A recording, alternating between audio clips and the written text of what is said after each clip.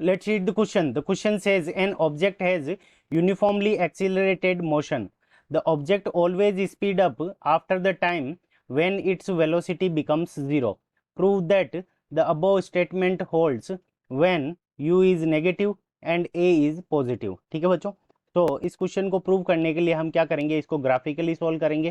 तो graphically solve करने के लिए हम क्या करेंगे, इस क्वेश्चन के अंदर की कंसेप्ट लगाएंगे। अब हमें देखो क्या दे रखा है कि जब टाइम पीरियड, ऐसा टाइम जब वेलोसिटी की वैल्यू जीरो हो जाती है तो उसके बाद का जो टाइम पार्टिकल जो ऑब्जेक्ट होता है उसकी स्पीड हमेशा इंक्रीज होती है, ये हमें प्रूव करना है। तो हमें ग्राफ ड्रॉ करना पड़ेगा वेलोसिटी और टाइम का, और जब वेलोसिटी और टाइम का हम ग्राफ ड्रॉ करेंगे तो स्लोप ऑफ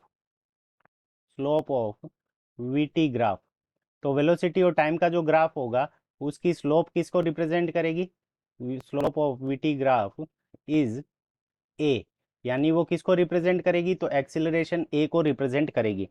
अब देखो हमें क्या दे रखा है कि यूनिफॉर्मली एक्सीलरेटेड मोशन है, तो इसका मतलब जो स्लोप ए है वो कांस्टेंट है, तो जो हमारी स्लोप हो गई वो क्या हो गई, कांस्टेंट हो गई। ठीक है बच्चों, और कांस्टेंट होती है तो हमारा जो कर्व बनता है तो उस कंडीशन के अंदर क्या बनता है, लाइन बनती है। ठीक है बच्चों, तो कर्व हमारा क्या बनेगा, लीनियर बनेगा, और जब लीनियर कर्व बनेगा तो उस कंडीशन के अंदर स्लोप को हम क्या लिख सकते हैं, टेन थीटा के इक्वल लिख सकते हैं। और हमें जो स्लोप दे रखी है वो पॉजिटिव है, तो टेन थीटा की वैल्यू हमारी क्या है, पॉजिटिव है। जब टेन थीटा की वैल्यू पॉजिटिव होगी तो उस कंडीशन के अंदर थीटा की जो हमारी वैल्यू होगी, एंगल की वैल्यू पॉजिटिव एक्स एक्सिस के साथ में वो थीटा की वैल्यू लेस देन 90 डिग्री हो जाएगी। ठीक है बच्चों, अब देखो लाइन बनेगी तो हम लाइन की इक्वेशन क्या होगी, तो v is equals to, u क्या दे रखा है हमें, नेगेटिव दे रखा है, तो minus u plus a T. ठीक है बच्चों, तो v इज इक्वल्स टू, यानी किसी भी टाइम t पे velocity v is equals to minus u plus a t, ये इसके इक्वल होगी। और जब time period t is equals to zero होगा तो उस कंडीशन के अंदर v की वैल्यू हमारे पास में कितनी आ जाएगी, माइनस यू के इक्वल आ जाएगी, यानी जो इंटरसेप्ट होगा वो नेगेटिव में होगा, तो यहाँ पे हम ऊपर की डायरेक्शन के अंदर वेलोसिटी को क्या कर लेंगे, पॉजिटिव ले लेंगे, और नीचे की डायरेक्शन के अंदर जो वेलोसिटी है उसकी वैल्यू हमारी क्या हो जाएगी, नेगेटिव हो जाएगी। और यहाँ पे हमारा जो टाइम पीरियड होगा वो इस डायरेक्शन के अंदर टी आ गया।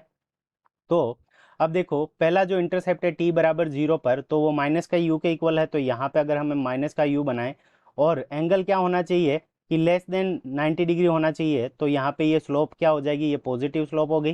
तो उस कंडीशन के अंदर जो एंगल है थीटा, थीटा की वैल्यू हमारी कितनी है, तो ये हमारी लेस देन 90 डिग्री है, तो यहाँ पे थीटा बराबर लेस देन 90 डिग्री हो गया। अब theta is less than 90 degree.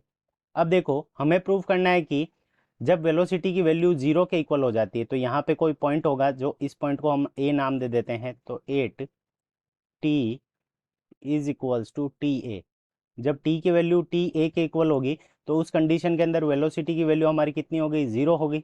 अब इसके बाद में देखो तो वेलोसिटी की वैल्यू हमारी क्या हो रही है कि देखो इंक्रीज होती जा रही है, तो हम क्या लिख सकते हैं, after after T A, after T A velocity velocity will increase. तो आफ्टर टी ए यानी जहाँ पे वेलोसिटी की वैल्यू जीरो हो जाती है उसके बाद में जो वेलोसिटी की वैल्यू है वो हमारी क्या हो रही है, इंक्रीज हो रही है, सो इंक्रीज। तो यही हमें प्रूव करना था और ये हमने ग्राफिकली प्रूव कर लिया। तो this is our correct answer, after time period T A the velocity will increase. So this is our correct answer. I hope you understood it well. Best of luck. Thank you.